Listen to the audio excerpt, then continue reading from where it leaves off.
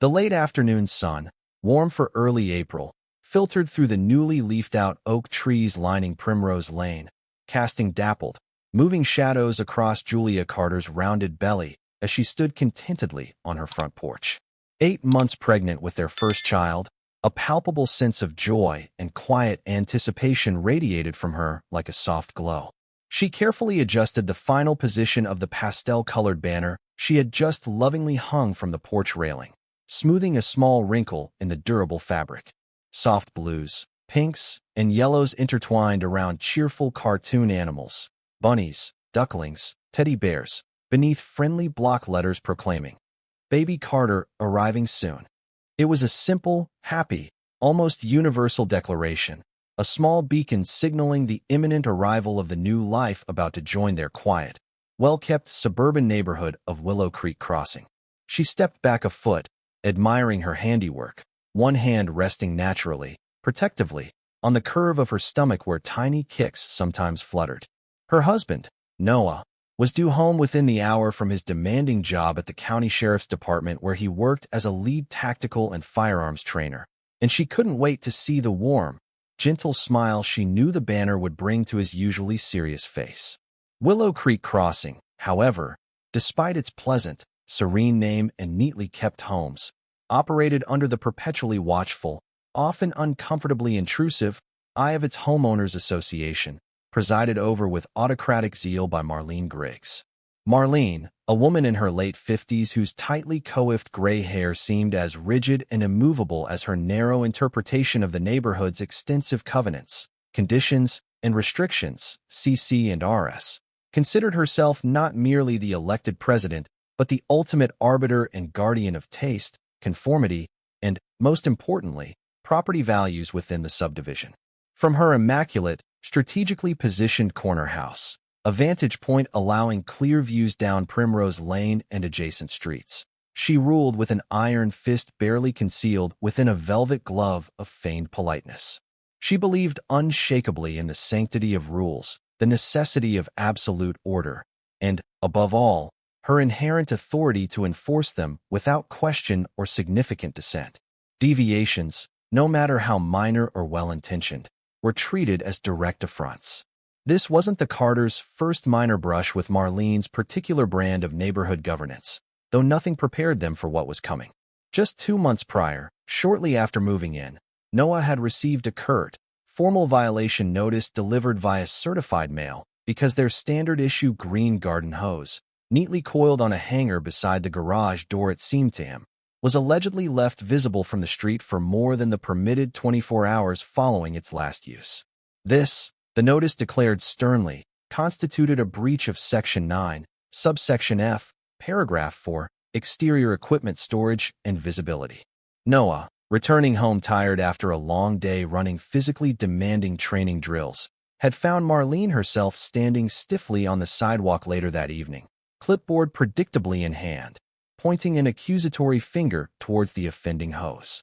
"Mr. Carter," she had stated, her voice clipped and devoid of any neighborly warmth, "this serves as your second verbal warning regarding the improper storage of landscape maintenance equipment. The CC and RS, which you received upon closing, are quite clear on this matter. Hoses, sprinklers, and related items must be stored completely out of public sight within 24 hours of active use. Continued noncompliance," she added, her eyes narrowing slightly, "will regrettably necessitate the levying of fines as outlined in the enforcement schedule." Noah, recognizing the sheer pettiness of the complaint but unwilling to escalate a confrontation over a garden hose with a woman clearly spoiling for a fight, had simply nodded curtly, suppressing his irritation. "Understood, Marlene. My apologies. Just got home from work. I'll put it away immediately."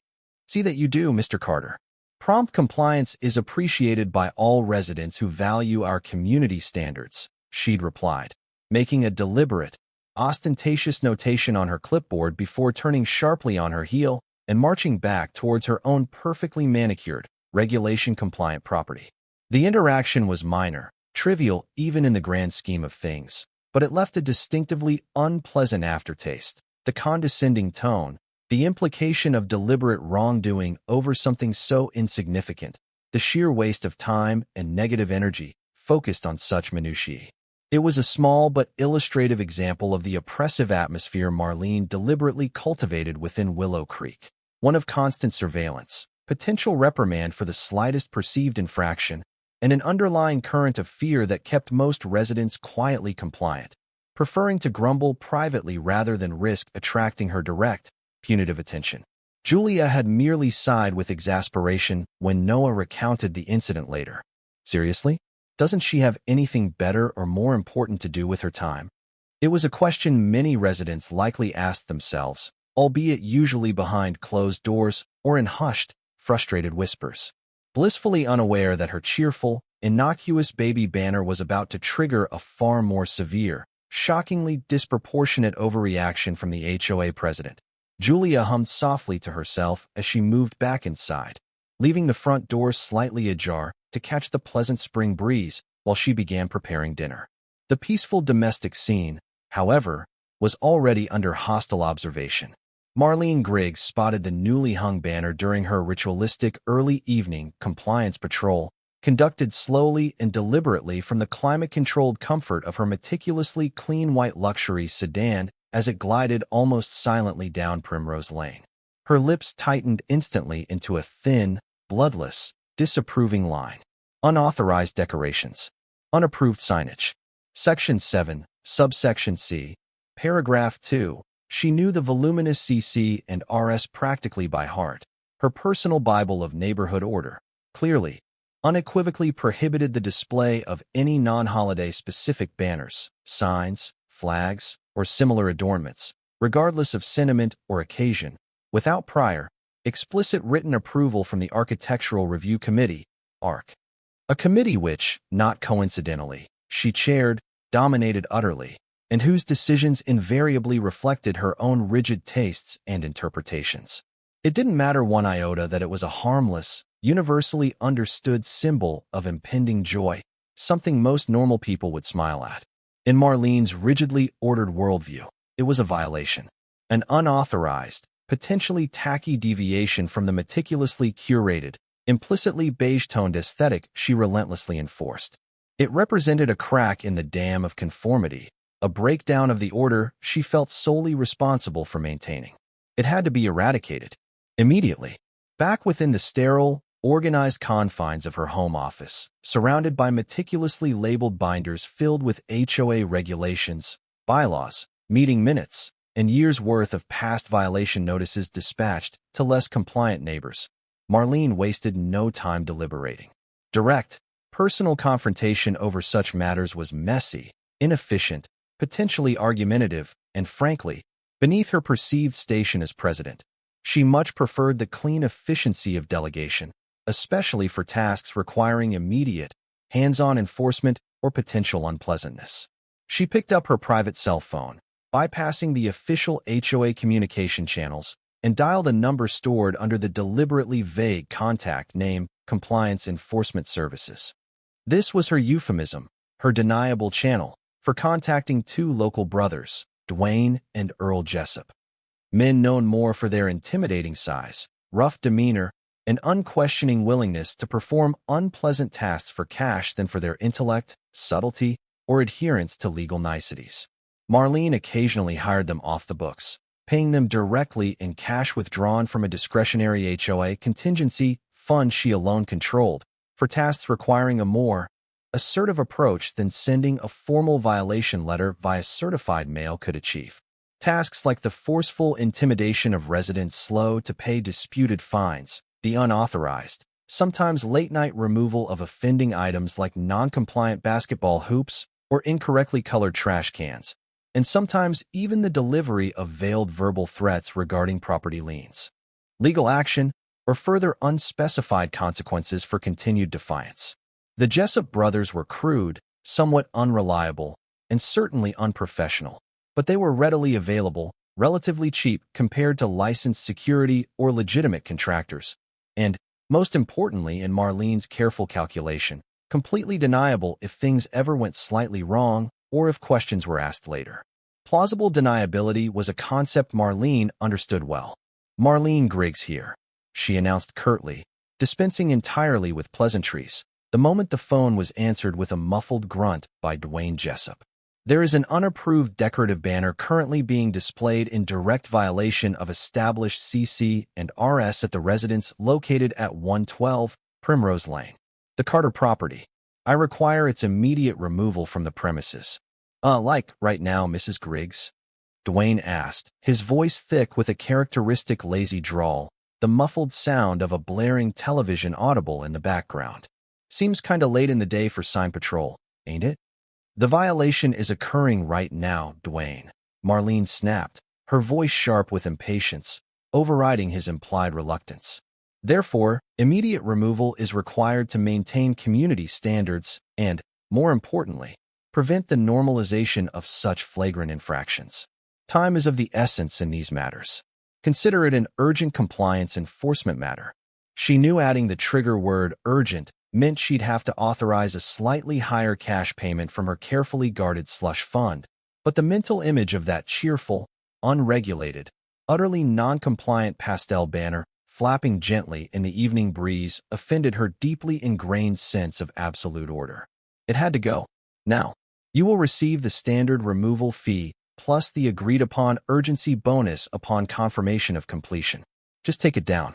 And, she added, a hard, unmistakable edge entering her voice. Make sure the residents involved understand clearly, unequivocally, that HOA regulations are not mere suggestions. They are mandatory, and compliance is not optional. Yeah.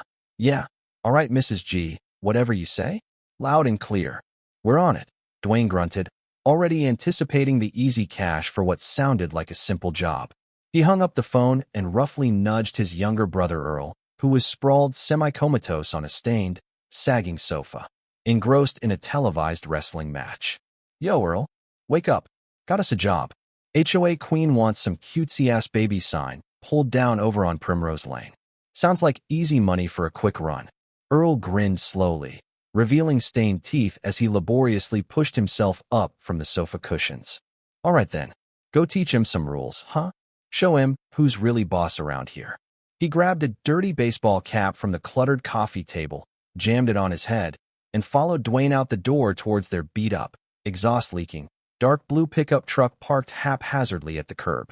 Neither brother gave a second thought to the specific nature of the sign, the identity of the residents involved, or the potential presence of a heavily pregnant woman. It was just another vaguely defined, slightly shady task assigned by the uptight rich HOA lady who paid them cash under the table, no questions asked. A short while later, Julia, relaxed and unsuspecting inside her home, was calmly chopping vegetables for dinner, the gentle sounds of sizzling onions and peppers filling the warm, fragrant kitchen air, when a sudden, loud, aggressive, almost violent banging erupted from her front door, rattling the doorframe itself. It wasn't the polite, rhythmic knock of a neighbor dropping by for a chat, but a demanding, insistent, almost hostile summons. Wiping her hands quickly on her apron, a slight frown of confusion and annoyance creasing her brow at the unexpected, rude intrusion, she walked towards the front of the house. Through the secure peephole lens, she saw two large, rough-looking men standing uncomfortably close together on her porch, both scowling impatiently, their body language overtly aggressive. She didn't recognize either of them from the neighborhood. Hesitantly, feeling a distinct prickle of unease snake down her spine, she opened the solid wooden door just a crack, prudently keeping the heavy brass security chain firmly engaged. "Can I help you?" she asked, her voice polite but understandably cautious, trying to assess the situation through the narrow opening. "Yeah, HOA compliance." The bigger, heavier-set man, Dwayne Jessup, announced gruffly, gesturing vaguely, dismissively towards a non-existent badge or ID pinned somewhere on his stained, stretched-out gray t-shirt. "This banner thing here," he jerked a thick thumb contemptuously towards the cheerful baby announcement hanging innocently beside the door, "is an unapproved sign. Clear HOA violation according to the rules. It's got to come down. Right now." Julia blinked, taken aback by their immediately confrontational tone and their physically intimidating presence looming just outside her door. I just put it up this afternoon," she stammered slightly, her hand instinctively going again to rest protectively on the swell of her belly. "It's just, It's only celebrating our baby arriving soon. I honestly didn't realize something like this would need specific HOA approval. Well, rules are the rules, lady. The other one, Earl, younger but somehow appearing wirier and possessing a distinctly meaner glint in his close-set eyes, chimed in rudely, stepping even closer to the door, his considerable bulk effectively blocking the already narrow opening, instantly increasing Julia's sense of being trapped and vulnerable. And ignorance ain't no valid excuse here in Willow Creek Crossing. So, you gonna take it down nice and easy yourself, or are we gonna have to take it down for you? It's your choice, sweetheart, but either way, that thing is coming down right now. Julia felt a hot surge of indignation rise within her, quickly followed by a chilling wave of genuine unease that bordered on fear. These men weren't polite HOA representatives or legitimate committee members discussing a bylaw. They were intimidating thugs, radiating undisguised aggression and menace. Something felt distinctly, dangerously wrong about this entire encounter. "Look," she said, trying desperately to keep her voice steady, to project a calm authority she absolutely did not feel. "My husband will be home from work very soon. Perhaps you could just come back in a little while and discuss this matter properly with him then." She hoped, perhaps naively, that the mere mention of her husband, a man whose presence usually commanded respect, might deter them or at least make them pause.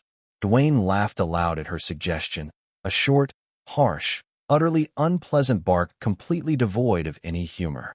"We ain't interested in waiting around for hubby, lady. The HOA president wants it down now, so now means now." He reached out abruptly with a beefy, grimy hand, grabbing the bottom edge of the pastel banner firmly, preparing to rip it down forcefully from the railing. "Hey, stop that. Get your hands off of that," Julia protested, her voice rising sharply in alarm and anger. This was her property, her personal announcement, her home. They had no right. Instinctively, her hand fumbled inside her deep apron pocket for her smartphone. This blatant intimidation, this outrageous abuse of supposed authority, was unacceptable. People needed to see this, needed to know how Marlene Griggs and her HOA truly operated behind the facade of community standards. She raised the phone quickly, her thumb automatically finding and pressing the video record button on the screen. "I am recording this entire incident," she declared, her voice trembling slightly but firm. "You have absolutely no right to be here or to touch my property." Seeing the phone camera pointed directly at him seemed to instantly flip a volatile switch somewhere inside Dwayne Jessup. His already unpleasant expression turned instantly uglier, contorted with sudden, irrational rage. "Recording? You think you can record us? You pointing that damn thing right in my face." He took another menacing step forward, crowding her aggressively against the doorframe. Earl moved simultaneously with him, a silent, unpleasant, almost eager grin spreading slowly across his face as he anticipated trouble. "Get that damn phone out of my face, you interfering bitch," Dwayne snarled, his voice suddenly raspy with uncontrolled fury. Before Julia, hampered by her advanced pregnancy and utterly stunned by the speed and intensity of his rage, could react, retreat, or even pull the phone back, he lashed out viciously. It wasn't just a push aimed at the phone. It was a full, deliberate, open-palm slap delivered with shocking, brutal force directly across her face. The impact was jarring, explosive, knocking the smartphone from her grasp instantly. The force of the unexpected blow sent her stumbling backward heavily into the entryway, stars exploding momentarily behind her eyes, her cheeks stinging instantly and intensely as if set on fire. She gasped aloud, a sound born more from the profound shock and violation of the physical assault than from the immediate, sharp pain. One hand flying instinctively to cover her injured cheek, the other hand instinctively, protectively cradling the precious life within her belly, a silent, terrified prayer for her unborn child's safety flashing through her mind like lightning. "Stupid bitch," Earl muttered again, the cruel grin widening with satisfaction as he casually, almost contemptuously bent down, picked up Julia's smartphone from where it had clattered loudly onto the wooden porch floorboards, its screen now visibly cracked, and carelessly tossed it aside onto the front lawn grass, as if discarding a piece of common trash. "Maybe that'll finally teach you to respect the damn rules around here next time." Dwayne ripped the pastel baby banner down from the porch railing with a single, violent, tearing tug, the cheerful fabric ripping badly in his grasp. He crumpled it contemptuously into a tight, messy ball. Violation handled, he declared with grim, misplaced satisfaction, turning abruptly away from the trembling, violated woman frozen in the doorway. As they stomped heavily, noisily back towards their beat-up blue pickup truck parked haphazardly, engine still idling roughly at the curb, Dwayne glanced back over his shoulder at Julia, who now stood utterly motionless in the doorway, silent tears of pain, shock, terror, and profound humiliation finally welling in her eyes and starting to stream unchecked down her rapidly swelling, throbbing cheek. He laughed again, a coarse, ugly, triumphant sound that echoed cruelly in the quiet evening air. Next time, read your damn HOA handbook, lady. Maybe learn something. It's all in there. They climbed noisily into the dusty cab of the truck and sped off quickly down the street, tires squealing slightly in childish defiance as they rounded the corner, leaving Julia alone, assaulted, violated, and utterly terrified in their wake. Julia finally sank weakly onto the small, sturdy entryway bench just inside the still partially open door, her entire body shaking uncontrollably, the silent tears now flowing freely, tracing hot paths down her stinging, rapidly bruising cheek. She had been assaulted, physically struck, hard, on her own front porch, over a simple, harmless baby banner, by two menacing strangers apparently sent directly by her HOA president. The overwhelming shock, the burning shame and humiliation, the terrifying fear for her own safety, and, more importantly, for her unborn child. It washed over her in dizzying, nauseating waves, leaving her feeling small, helpless, and utterly violated in the sanctity of her own home. What Dwayne and Earl Jessup didn't know, however, in their ignorant, testosterone-fueled thuggery and arrogant belief in their impunity, was that their entire deplorable interaction, from the initial aggressive banging on the door, through the menacing verbal confrontation, the shocking physical slap delivered by Dwayne, their vile misogynistic comments, and their callous, triumphant laughter afterwards, hadn't just been momentarily, partially recorded on Julia's now damaged phone lying forgotten on the lawn. It had been perfectly, clearly, and completely captured in stunning high-definition, wide-angle video, complete with crystal-clear, damning audio, by the discreet, state-of-the-art doorbell camera meticulously installed on the house directly across the street, belonging to her kindly neighbor, Mr. Henderson. Mr. Henderson, a quiet, tech-savvy retiree who firmly believed in neighborhood security and actively looked out for his neighbors, received an instant motion alert notification on his tablet computer while reading peacefully inside his living room. Curious about the commotion involving the unfamiliar blue truck, he immediately tapped the notification and watched the automatically recorded footage just moments after the Jessup's pickup truck had sped away down the street. His blood ran cold as he witnessed the entire ugly, shocking incident unfold on his screen. He saw the aggressive demeanor of the two thugs clearly, heard their threatening demands, saw Dwayne viciously strike Julia across the face, heard their cruel, dismissive laughter echo from the recording. Appalled, furious, and deeply concerned for his pregnant neighbor, he immediately saved the crucial, unedited footage to a secure cloud drive and then, without hesitation, called 911.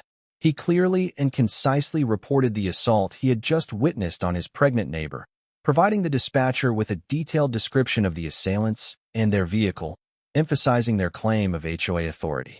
Then, knowing Noah Carter's professional background from previous neighborhood conversations and understanding the potential legal and procedural implications, he sent Noah a direct, encrypted text message containing a secure link to the damning video file he had just saved.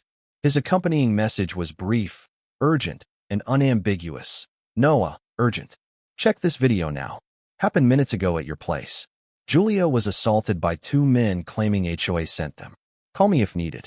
Noah Carter was in the middle of patiently demonstrating a complex, high-risk wristlock takedown and control technique to a group of attentive new sheriff's deputies gathered on the padded mats of the county training facility when his personal cell phone, lying discreetly on a nearby equipment bench, buzzed insistently with the distinct, high-priority alert tone he'd specifically assigned to his trusted neighbor, Mr. Henderson. Seeing the urgent tag flash prominently on the lock screen alongside the attached secure video link notification, a cold, hard knot of ice formed instantly, sickeningly in the pit of his stomach. Muttering a quick, clipped, "Excuse me, take 5, practice that transition," to the slightly surprised deputies, he immediately stepped aside from the training group, his expression already hardening into professional focus. He quickly unlocked the phone with his thumbprint and clicked the secure link provided by Henderson. He watched the doorbell camera footage, his face transforming rapidly from concern to disbelief, then to a mask of terrifyingly controlled, ice-cold fury as he saw the two hulking thugs confront Julia, saw the larger one, Dwayne, viciously strike his 8 months pregnant wife across the face with sickening, deliberate force, heard their vile, dismissive laughter echo clearly from the phone's speaker. Years of intense discipline, the deeply ingrained, almost instinctive calm forged in the unrelenting crucible of countless high-stress, life-or-death Army Ranger operations in hostile territories across the globe, kept his immediate, white-hot, explosive rage banked, instantly channeled, focused into cold, razor-sharp, decisive action. His primary mission objective crystallized with absolute clarity in that precise moment. Ensure Julia's absolute safety and well-being, and then bring these two animals, and whoever had cynically unleashed them upon his family, to swift, decisive, and entirely unavoidable justice. Operating completely within the strict bounds of the law, he now dedicated his life to teaching others to uphold. He immediately, his fingers moving with practiced speed, dialed Julia's cell number. It went straight to voicemail, confirming his fear that her phone had been damaged, disabled, or taken during the assault. His next call was a direct line connection to the county sheriff's main dispatch center, identifying himself immediately by name and badge number.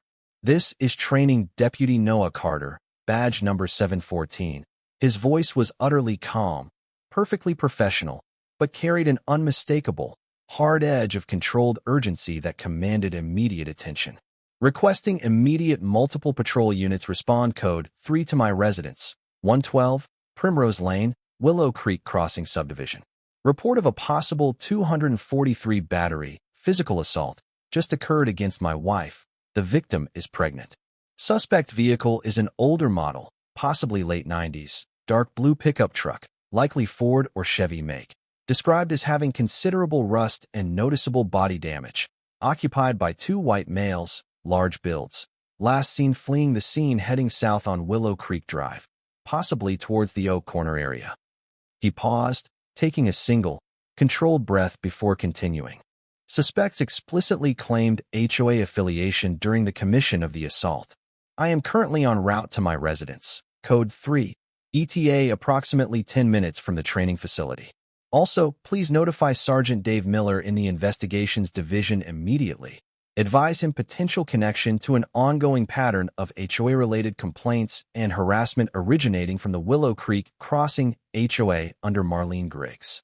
His third call, made while already moving rapidly towards his assigned departmental vehicle parked just outside the training facility, was placed directly to Sergeant Miller's personal cell phone. Miller was a sharp, experienced, no-nonsense detective Noah knew well and trusted implicitly to handle sensitive investigations with professionalism and thoroughness. "Miller, it's Noah," he said tersely as soon as the detective answered. "Just received and reviewed doorbell camera footage from my neighbor, Henderson. 2 hired thugs assaulted Julia at our house, literally minutes ago, apparently over that damn HOA banner dispute we talked about. They physically struck her in the face, Dave. She's 8 months pregnant. They explicitly claimed HOA authority for their actions. I'm rolling code 3 home right now. Multiple patrol units are already en route. Need you on this personally, Dave. Need this investigated thoroughly and handled right, starting now." "Jesus Christ, Noah. Are you serious?" They hit her.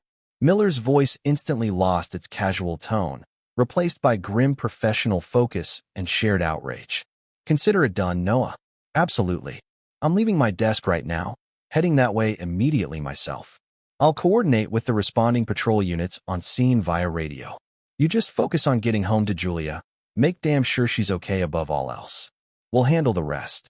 Knowing the volatile nature of such situations and the possibility the Jessup brothers might still be lurking nearby, perhaps emboldened by their perceived success or waiting foolishly near Marlene Griggs' residence for their payment, Noah contacted two senior deputies via secure text messaging, Deputies Davis and Chun, whom he knew were currently on patrol in adjacent sectors and trusted implicitly. Both were solid, experienced officers, both former military themselves, understanding the nuances of tactical coordination and evidence preservation. His message was concise and direct.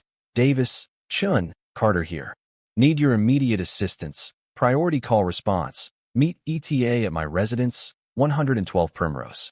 Request code 3 response, but maintain silent approach final block if tactically feasible.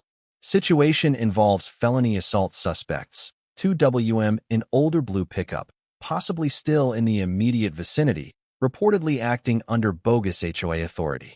High potential for escalation if confronted improperly. Ensure your body cams are actively recording the second you arrive on Primrose Lane. Evidence integrity and officer safety are paramount. Acknowledge receipt. Roger that, Noah. Copy all. On our way, silent approach initiated. Body cams will be active on arrival. Came the immediate, professional, reassuring replies from both deputies within seconds. Driving rapidly but safely towards home, expertly navigating traffic, his emergency lights flashing and siren clearing the way when necessary. The urgency thrumming like a high-tension wire through his veins was tightly controlled, overshadowed by years of rigorous operational training focused on maintaining clarity under extreme duress. He wasn't just a panicked, enraged husband racing home. He was simultaneously leveraging his professional expertise and access, coordinating the multi-unit law enforcement response via his secure police radio channel while en route. He directed one responding patrol unit, already nearing the general area, to immediately begin a systematic canvass of the likely escape route south of Willow Creek Drive, specifically instructing them to check the residential streets near Marlene Griggs' known residence on Oak Corner, actively looking for the described beat-up blue pickup truck. He instructed the other converging units, including the trusted Davis and Chun, to stage silently 1 block away from his house upon arrival, awaiting his own arrival and assessment before making a coordinated, calm approach. This was crucial to avoid spooking potential witnesses, prevent contamination of the crime scene, and ensure the suspects, if they were watching the house or foolishly planning to return, weren't alerted prematurely to the rapidly escalating police presence. He pulled his unmarked departmental vehicle up to his house, just as deputies Davis and Chun arrived almost simultaneously, their movements quiet, tactical, and professional. He saw Julia's phone lying forlornly on the dew-dampened grass near the curb, its screen visibly cracked under the porch light that had just flickered on automatically at dusk. He saw the torn, crumpled pastel baby banner lying nearby like a piece of discarded, meaningless trash. His heart clenched painfully at the sight, a wave of protective fury washing over him. But his focus remained razor-sharp, analytical. He quickly, concisely briefed Davis and Chun face-to-face. 2 primary suspects, likely brothers named Jessup based on prior intel regarding HOA enforcement tactics, believed hired directly by HOA President Marlene Griggs. They physically assaulted my wife, Julia, struck her here. He indicated his own cheek grimly. Neighbor across the street, Henderson, recorded the entire incident on his doorbell cam, clear video and audio. Priority 1 is Julia's welfare and medical assessment. Priority 2 is crime scene documentation and evidence preservation. Priority 3 is locating and safely apprehending those 2 suspects. He tapped his own chest where his own body cam would be. Body cams actively recording? They both nodded curtly in confirmation, the small red indicator lights glowing steadily on their uniform vests. Noah entered his house through the front door, which Julia had managed to close but not relock in her distress. He deliberately kept his weapon securely holstered, his movements calm, his presence intended to be entirely reassuring, not alarming, to his traumatized wife. He found Julia sitting huddled on the small entryway bench where she'd sunk earlier, still shaking visibly, a livid, ugly red mark already blooming angrily across her left cheek, the skin beginning to swell. He knelt before her instantly, his voice deliberately gentle but firm, his eyes quickly assessing her physical condition while conveying strength and safety. Jules? Hey, look at me, sweetheart. It's okay. I'm here now. Are you all right? Did they hurt you anywhere else? Did you fall when he hit you? How's the baby feeling? Noah. She practically fell into his embrace, clinging to him tightly as if he were a lifeline, burying her face hard against his chest, releasing a torrent of ragged, heartbroken sobs. They hit me. So hard. Right here. Just for putting up the baby banner. They laughed. They said the HOA sent them. He held her close and tight, murmuring soothing, reassuring words, gently examining her injured cheek, his simmering fury carefully banked beneath a necessary layer of professional calm and tenderness for her sake. Okay, just breathe deep, sweetheart. It's over now. They're gone. I'm here. Deputies are right outside. An ambulance is already on the way right now just to check you and the baby out thoroughly, make absolutely sure everything's okay. It's just standard procedure for any kind of assault, especially with you being pregnant, all right?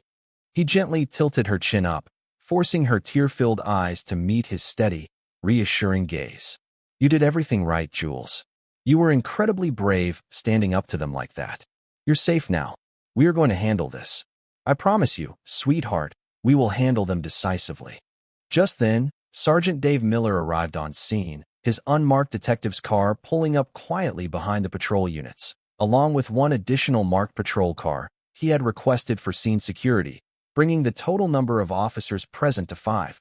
A significant and reassuringly swift response clearly indicating the seriousness with which the department viewed the incident, likely influenced by both the assault on a pregnant woman and the involvement of one of their own trainers. Miller, a seasoned, respected detective with graying temples, sharp, intelligent eyes, and a no-nonsense demeanor Noah knew well, quickly took charge of the overall scene investigation, allowing Noah to focus momentarily on Julia. Miller spoke briefly, calmly, and compassionately with Julia, who was now being gently assessed by arriving paramedics in the relative privacy of their living room, then efficiently reviewed Henderson's crystal-clear DORB camera footage on his departmental mobile tablet, his own expression hardening noticeably with professional anger as he watched the slap and heard the suspect's callous remarks. He directed a uniformed deputy to carefully collect Julia's damaged smartphone from the front lawn, placing it immediately into an evidence bag for forensic analysis. The torn, crumpled baby banner was meticulously collected, bagged, and tagged by another officer as crucial physical evidence corroborating the motive. This is absolutely unbelievable, Noah, Miller stated grimly, shaking his head in disgust as he rewatched the critical moment of the assault on his tablet. Hitting a pregnant woman over some damn HOA banner nonsense? Based on the MO, the vehicle description, and them explicitly claiming HOA authority on tape? It's gotta be Marlene Griggs' usual hired muscle, those idiot Jessup brothers. Almost certainly. He looked directly at Noah, his expression serious. This elevates things significantly, my friend. We've got obvious felony assault and battery charges here, minimum. But also potentially conspiracy to commit assault, maybe witness intimidation given that Julia was actively recording them when she was struck, and depending on exactly what explicit instructions Griggs gave them, maybe even more serious charges could apply down the line. Suddenly, Deputy Davis's shoulder radio crackled to life with an incoming transmission from the unit canvassing the area near Marlene Griggs' residence. Unit 4 responding to Sergeant Miller referenced the bolo. Dispatch, be advised, we have established positive visual identification on a late model blue Ford pickup truck matching the bolo description exactly, including significant rust and rear fender damage described by reporting party Henderson. Vehicle is currently parked, unoccupied but suspiciously angled, halfway down the block from the known Griggs residence located at the corner of Oak and Maple Lane.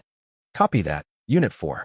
Maintain visual surveillance only from a discreet distance, Miller instructed calmly, but firmly into his own radio microphone, his focus instantly shifting to apprehension. Do not initiate contact or approach the vehicle at this time. Hold your position and report any activity. All other units currently on scene at Primrose, let's move, now. Converge immediately on Oak Corner at Maple Lane, Maintain silent approach protocol until visual contact is made. Coordinated felony stop procedures on my mark. Carter. Miller glanced sharply at Noah, knowing the personal stakes involved, but also trusting his professionalism. You riding with me on this? Noah nodded curtly, his jaw tight, his expression unreadable but radiating contained energy. He had ensured Julia was safe, medically attended to, and in good hands with the deputies remaining at the house to take her full official statement and secure the primary crime scene. Now, it was time to confront the perpetrators who had dared to lay hands on his wife. He slid quickly into the passenger seat of Miller's unmarked sedan, the familiar feel of the police vehicle settling around him, his ranger training instinctively kicking into high gear, situational awareness hyper-focused, mind systematically processing tactical options, deliberately shutting down extraneous, unhelpful emotion. They arrived quietly at Oak Corner just moments later, finding that Deputies Davis and Chun, anticipating Miller's strategy, had already expertly, silently positioned their marked patrol vehicles at opposite ends of the block, effectively boxing in the beat-up blue pickup truck parked shoddily near Marlene Griggs' imposing, perfectly manicured corner house. Dwayne and Earl Jessup were still sitting cluelessly inside the cab, windows down, engine off, perhaps foolishly waiting for their cash payment from Marlene, or maybe just stupidly catching their breath and congratulating themselves after the assault. They looked utterly surprised, then overtly panicked as Miller's unmarked sedan and the two marked patrol units converged simultaneously from different directions, effectively trapping them, emergency lights suddenly flashing, bathing the quiet, upscale residential street in stark, unavoidable strobes of official blue and red light. Miller and Noah, flanked closely by Deputies Davis and Chun, approached the pickup truck cautiously but purposefully on foot from different angles, weapons remaining securely holstered but hands hovering near, projecting overwhelming, calm authority through their coordinated presence. Noah recognized the two men instantly and viscerally from the doorbell video, the larger, slovenly, aggressive Dwayne and the wiry, mean-eyed, grinning Earl. Dwayne Jessup, Earl Jessup, Sergeant Miller announced loudly, his voice commanding, firm, and leaving absolutely no room for argument or escape. County Sheriff's Department. Step out of the vehicle slowly, one at a time. Keep your hands where we can clearly see them at all times. The brothers exchanged wide-eyed, panicked glances, reality crashing down on them hard and fast. Dwayne started to say something incoherent and blustering, likely preparing a denial or a weak excuse, but Earl, perhaps possessing a slightly less dim-witted survival instinct, seemed to recognize the utter futility of resistance or flight, especially seeing the cold, focused, unyielding intensity on Noah Carter's face as he stood stoically beside the lead detective. They exited the truck slowly, clumsily, hands raised reluctantly, tremulously in surrender. Deputies Davis and Chun moved in swiftly and professionally, separating them immediately and securing them in handcuffs behind their backs without incident. Hey, what the hell is this all about? Dwayne blustered weakly, trying futilely now to regain some semblance of his earlier bravado, even while tightly handcuffed. We didn't do nothing wrong. Just minding our own business. Running a quick errand for a client. Noah deliberately stepped forward then, stopping directly in front of the larger, now sweating Dwayne, his physical presence radiating contained, dangerous intensity that far outweighed his actual size. He wasn't wearing a uniform, wasn't shouting or threatening, but his unwavering, direct stare and the coiled readiness in his stance spoke volumes more than any overt threat possibly could. You assaulted my pregnant wife on my front porch less than 30 minutes ago, Noah stated, his voice deliberately kept low and level, almost conversational but utterly devoid of warmth, heavy with profound, barely controlled menace. You deliberately struck her across the face with force. You trespassed on my private property. You falsely claimed official authority you do not possess. And it is all, he paused for chilling emphasis, leaning slightly closer, captured on crystal clear, high-definition video. Dwayne's already pale face went utterly, chalky white. He seemed to deflate physically. Earl, standing nearby in the custody of Deputy Chun, visibly shrunk under Noah's indirect but palpable gaze. Look, man. Hey. Look, we're sorry, all right? Really sorry. Earl stammered quickly, sweat now beading profusely on his forehead despite the cooling evening air, his eyes darting nervously between Noah and Sergeant Miller. Look, it was just supposed to be a simple job. That crazy rich HOA lady, Griggs. Yeah, her. She hired us. Said we just had to go over there and take down some stupid sign, maybe scare the lady inside a little bit for breaking the HOA rules or something. Said it was official HOA business. We didn't mean for it to get out of hand like that. You deliberately struck a pregnant woman. Noah cut him off again sharply, his voice like chips of ice, leaving absolutely no room for pathetic excuses or minimization. There is no getting out of hand that ever justifies putting your hands on her like that. Ever. Sergeant Miller stepped smoothly between Noah and the now thoroughly intimidated suspects, placing a calming hand briefly on Noah's shoulder. All right, Noah, let us handle it from here. He turned back to the suspects. You both have the right to remain silent. Miller began formally, professionally reciting the full Miranda warning to each brother as Deputies Davis and Chin expertly searched them for weapons or contraband before placing them securely in the back of separate patrol cars to prevent any further communication or collusion between them. The crumpled, torn pastel baby banner, retrieved carefully by Deputy Davis from the dirty floor of the Jessup's truck cab where they'd carelessly, contemptuously tossed it after the assault, was meticulously collected, bagged, and tagged as crucial corroborating evidence, destined for the Sheriff's Department evidence locker. With the Jessup brothers securely in custody and en route to the station for formal processing and detailed interrogation, the next logical, unavoidable step was confronting the alleged architect of the entire sordid incident. Sergeant Miller, Noah, acting now purely as the victim's spouse and witness, though his professional presence remained palpable, and two uniformed deputies walked purposefully up the pristine, geometrically perfect flagstone pathway leading directly to Marlene Griggs' imposing, impeccably maintained front door. Miller rang the doorbell firmly. After a calculated moment's delay, the heavy oak door opened, and Marlene Griggs stood there, impeccably dressed as always in expensive-looking tailored slacks and a crisp silk blouse, her gray hair perfectly coiffed, her expression shifting rapidly in the porch light from initial polite surprise to carefully cultivated annoyance at the interruption, then finally to dawning, undeniable, sickening fear as she fully registered the array of official law enforcement officers standing grimly on her doorstep, particularly recognizing Noah Carter's cold, unreadable face standing stoically beside the lead detective. Sheriff's Department? She asked, attempting vainly to maintain her usual imperious, commanding tone, though her voice trembled almost imperceptibly. Is there some sort of problem, officers? Some minor neighborhood issue I can perhaps assist you with resolving? Marlene Griggs, Sergeant Miller stated formally, his voice leaving absolutely no room for deflection, manipulation, or her usual tactics of condescending dismissal. You are under arrest. Arrest? Marlene scoffed aloud, a shaky, utterly unconvincing sound, though her eyes darted nervously, almost wildly past Sergeant Miller towards Noah, perhaps seeking some sign of weakness or hesitation. Don't be utterly ridiculous. For what, pray tell?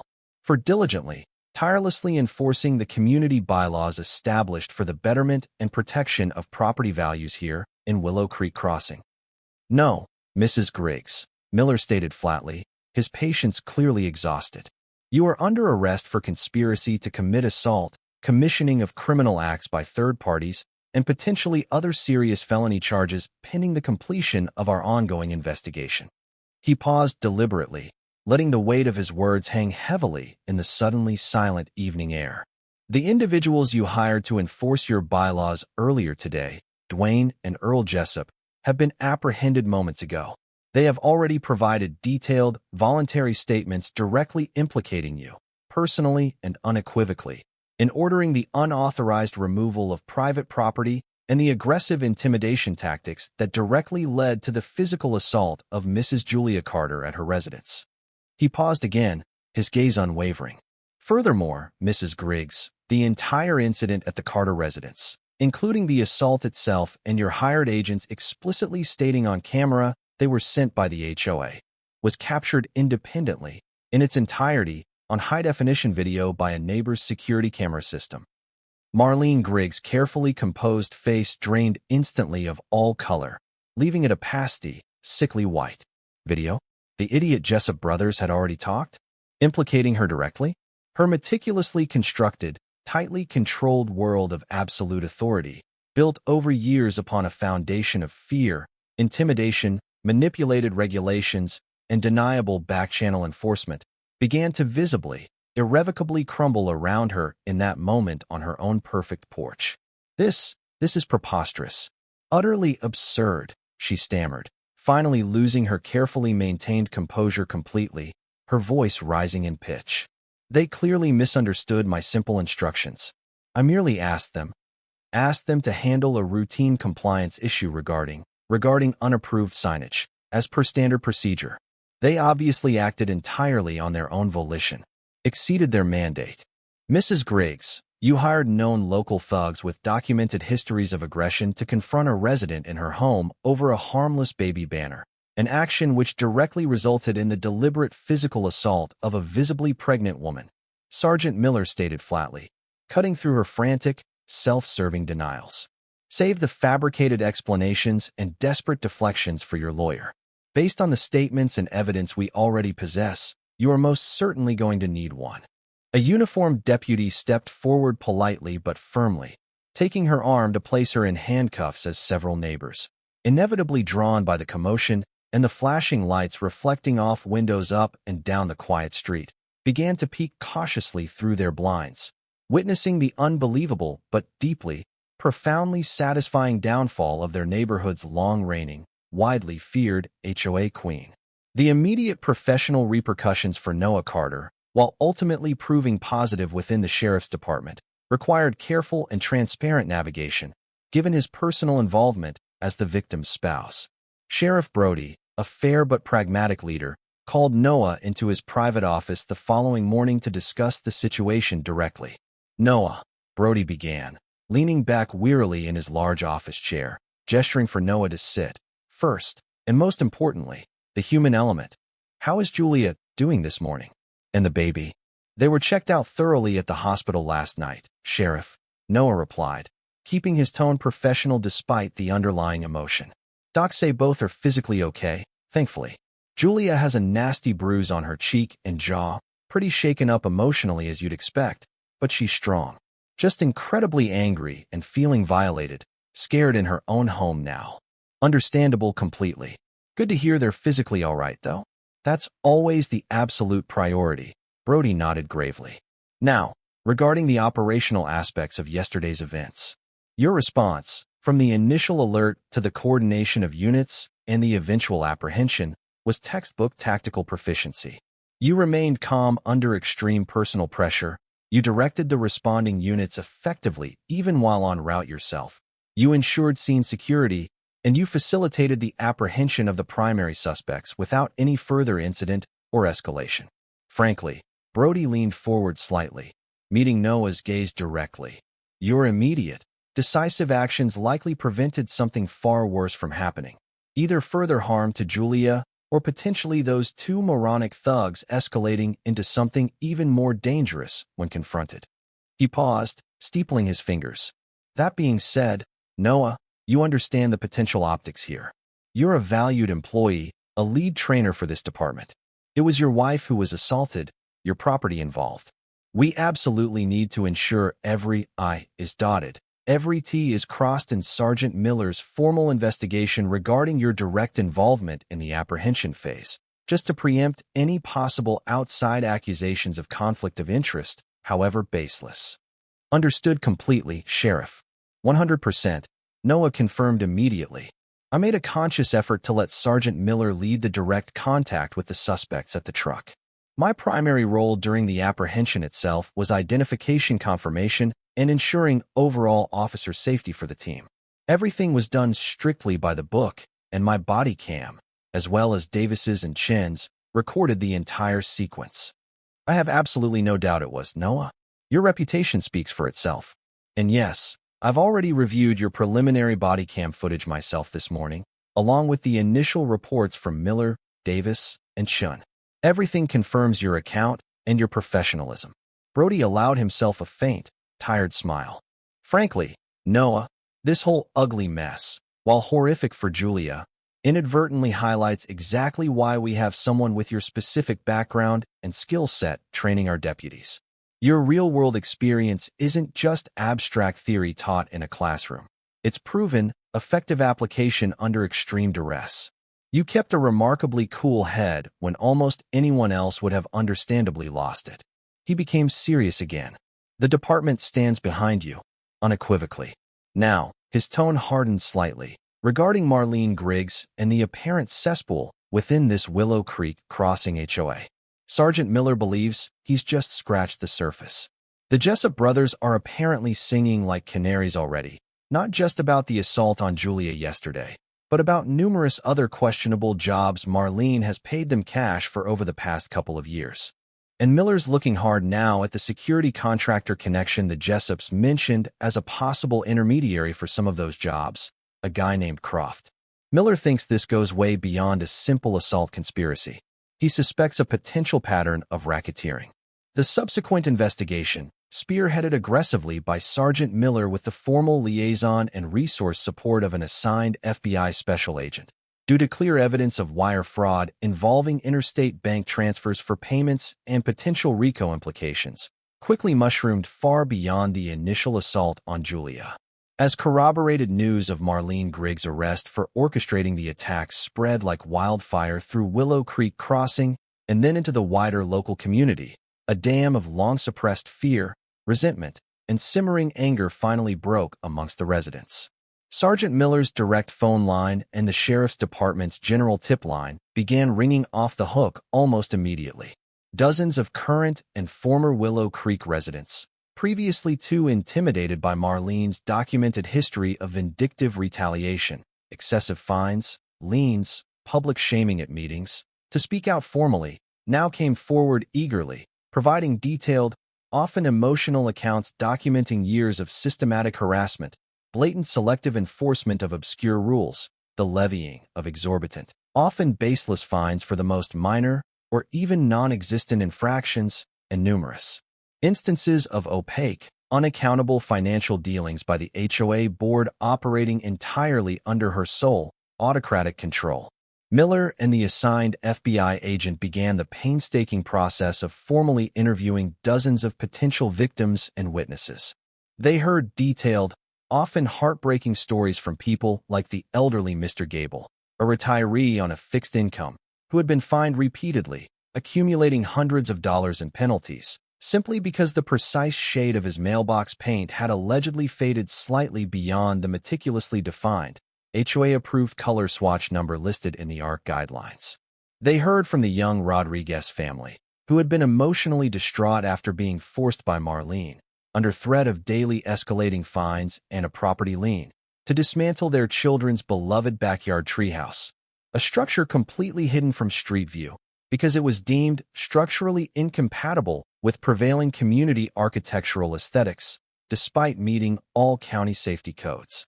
Investigators also interviewed numerous local landscaping companies, painters, roofers, and repair contractors who had done business, or attempted to do business, within Willow Creek Crossing over the past decade.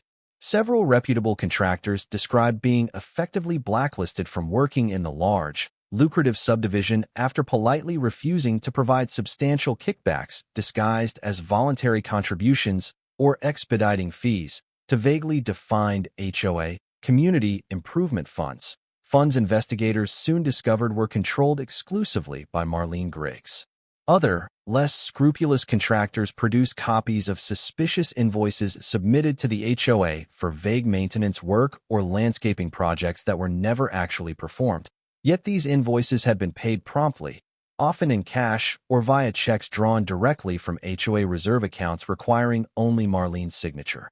Working closely with forensic accountants provided by the FBI, the investigators subpoenaed years' worth of complete, unredacted HOA bank records, official meeting minutes, which were often suspiciously vague, incomplete, or clearly altered after the fact, vendor contracts, and ARC approval logs. The forensic accountants began meticulously untangling a complex web of financial mismanagement and deliberate embezzlement. They uncovered a clear, undeniable pattern. Large, vaguely described payments made regularly to Croft Security Solutions, the company the Jessups mentioned, and several other similarly shadowy consulting firms linked indirectly to Marlene or her husband.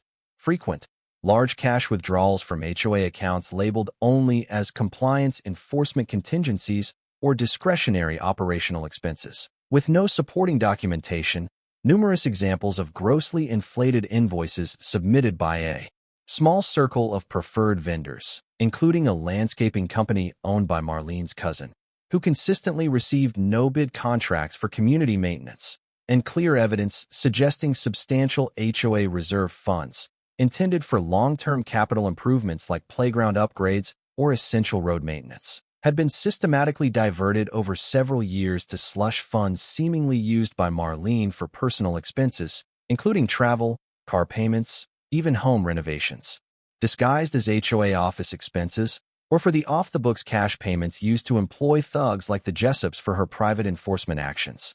The evidence accumulated relentlessly, painting a damning picture not just of an overzealous, power-hungry HOA president, but of a calculated, systematic abuse of fiduciary duty and potentially a criminal enterprise operating under the guise of a nonprofit community association, potentially meeting the complex legal criteria for prosecution under the Federal Racketeer Influenced and Corrupt Organizations (RICO) Act. Simultaneously, while the criminal investigation relentlessly gathered momentum, the internal community dynamics within Willow Creek Crossing underwent a rapid and profound transformation. Freed almost overnight from the chilling effect of Marlene Grigg's constant surveillance, arbitrary enforcement, and implicit threats of retaliation, neighbors emerged from the isolation of their homes as if blinking in sudden sunlight. Impromptu gatherings formed spontaneously on lawns and driveways that weekend. People who had previously only exchanged polite, cautious nods now shared personal stories of their own negative experiences with Marlene, validating each other's long-suppressed frustrations, and expressing a mixture of collective relief at her downfall and simmering anger at the years of abuse they had endured in silence. An emergency neighborhood meeting was called by a group of concerned residents, held not in the sterile, controlled environment of the clubhouse where Marlene had always dictated the agenda, but outdoors, informally, in the community park under the shade of the large oak trees. Dozens upon dozens of residents attended, far more than ever turned out for Marlene's tightly scripted, sparsely attended official HOA meetings.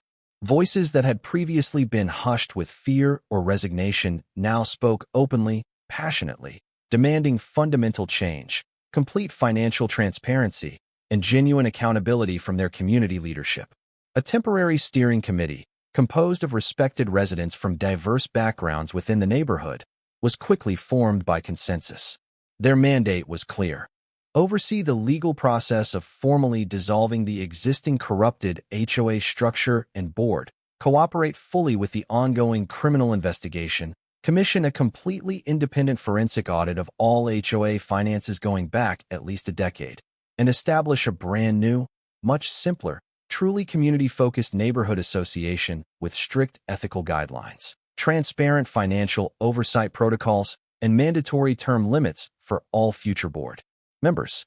People who had barely spoken more than a few words to each other before were now working collaboratively, energetically together, united by their shared negative experience under Marlene's reign and a powerful, positive desire to reclaim their neighborhood's governance and spirit. They organized immediate, practical support for the Carters, bringing over-prepared meals, offering help with errands as Julia's due date approached, and simply expressing their heartfelt solidarity and gratitude for the unexpected catalyst for change.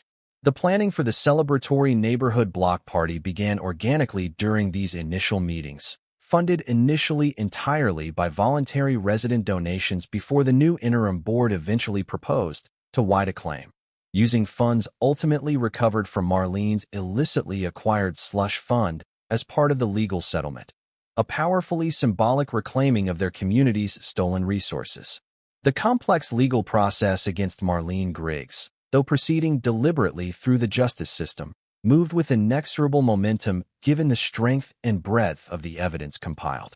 Bail was ultimately granted, but set at an extremely high level by the judge, reflecting the severity of the multiple felony charges, the evidence of financial means, and the potential flight risk. Marlene managed to post it only by leveraging nearly all her remaining personal and business real estate assets, but her movements were heavily restricted by court order pending trial. Facing the grim prospect of decades in prison if convicted on the primary charges, particularly the conspiracy and potential RICO implications hinted at by prosecutors, and confronted with the unified testimony expected from the Jessup brothers, Barry Croft, who also eventually cut a deal, numerous aggrieved residents, wronged contractors, and the damning financial evidence presented by forensic accountants, Marlene Griggs, after many months of aggressive but ultimately futile legal maneuvering by her expensive defense team, finally accepted the inevitability of her situation. Just weeks before her widely publicized trial was scheduled to commence, she accepted a comprehensive global plea agreement negotiated intensely between her lawyers and the county district attorney's office, covering both the primary state charges related to the assault conspiracy and the initial findings of the financial fraud investigation, though separate federal charges remained a possibility. She pled guilty to several significant felony counts, including conspiracy to commit assault and grand larceny, related to the embezzlement of HOA funds, thereby avoiding the spectacle and uncertain outcome of a lengthy public trial, but still ensuring severe, life-altering legal consequences. At her subsequent sentencing hearing, the courtroom packed with concerned Willow Creek residents, local media, and victims of her long reign, the presiding judge, after reviewing the voluminous case file, the probation department's pre-sentencing report, and hearing powerful, emotional victim impact statements submitted in writing by both Noah and Julia detailing the terror and lasting trauma of the assault incident, delivered a scathing rebuke from the bench before pronouncing sentence. He condemned her actions publicly as a calculated, cruel, and despicable abuse of power and trust against her own neighbors, motivated by petty arrogance and personal enrichment. Marlene Griggs received a substantial state prison sentence, significantly longer than many initial legal observers had predicted for a first-time white-collar defendant, reflecting the particular vulnerability of the victim she targeted, the premeditated nature of the conspiracy, and the extensive financial malfeasance uncovered. Thorne also received a shorter, but still significant state prison sentence for his role as the primary facilitator, while the remaining Jessup crew members received sentences ranging from lengthy, supervised probation and mandatory anger management counseling to shorter county jail terms, along with hefty court-ordered fines and shared responsibility for restitution payments. Furthermore, as a crucial component of the sentencing agreement and related civil lawsuit settlements initiated concurrently by the Carters and the newly constituted Willow Creek Crossing Community Association, Marlene Griggs was ordered by the civil court to pay substantial financial restitution directly to Julia and Noah for their medical expenses related to checkups after the assault, documented property damage, the banner, the phone, legal fees incurred, and significant punitive damages, awarded for the severe emotional distress caused by the ordeal. Critically, assets linked directly to her years of financial misconduct within the HOA, including funds traced to personal accounts and certain real estate holdings suspected of being purchased or improved with embezzled funds, were targeted for forfeiture by state authorities as direct proceeds or instruments of her crimes. This forfeiture, combined with the hefty civil judgments, effectively destroyed her remaining personal wealth and ensured she could not simply profit financially from her years of criminal activity after eventually completing her prison sentence. Her empire of petty tyranny, built on misused funds and intimidation, had finally, irrevocably crumbled into dust. Back in Willow Creek Crossing, on a bright, sunny Saturday afternoon several weeks after Marlene's sentencing definitively closed that ugly chapter, Primrose Lane was almost unrecognizable from the tense, fearful street it had once seemed to be under her reign. Instead of hushed quiet and drawn blinds, it was vibrantly alive, filled with the joyous sounds of children's laughter echoing from inflatable bounce houses set up on closed-off sections of the street, upbeat music drifting from portable speakers set up on front lawns, and the cheerful, mouth-watering sizzle and aroma of multiple barbecue grills being tended by neighbors working together. The celebratory neighborhood block party, meticulously organized by the new community committee using some of the very funds recovered from Marlene's illicit accounts, was in full, joyous swing. Neighbors who had barely known each other a year prior now mingled freely, easily, laughing, chatting, sharing food and drinks picnic-style on blankets spread across front yards. And in the place of highest honor, hanging proudly, defiantly, joyfully from the Carters' front porch railing, was Julia's simple pastel baby banner, carefully repaired stitch by several neighbor ladies and rehung by common agreement as a powerful symbol of resilience, community solidarity, and ultimate victory over intimidation. Julia, radiant and holding her healthy, gurgling 6-week-old son, Michael, smiled warmly, genuinely, the lingering shadow of the traumatic assault finally, truly receding, replaced now by the palpable warmth and sincere support of her reclaimed, revitalized community. Noah stood close beside her, one strong arm wrapped protectively around her shoulders, his other hand gently, almost reverently touching his infant son's head, his gaze sweeping over the happy, bustling scene with a deep, quiet, profound satisfaction. Justice, tangible and meaningful, had been served, not just through the cold mechanics of the courts and the prison sentence imposed, but more importantly, through the inspiring reclaiming of their neighborhood's spirit from the suffocating grip of petty tyranny and fear. The simple baby banner, once a flashpoint for ugly conflict and violence, now represented something far more powerful and enduring. Resilience born from trauma, the strength found in neighborly support, and the fierce, unwavering protective instinct, embodied by Noah, but shared now by the whole community, that ensures decency, kindness, and community ultimately prevail, especially when defended with the quiet, unwavering competence forged in the unique, demanding experiences of an Army Ranger, who simply wanted a peaceful place to raise his family.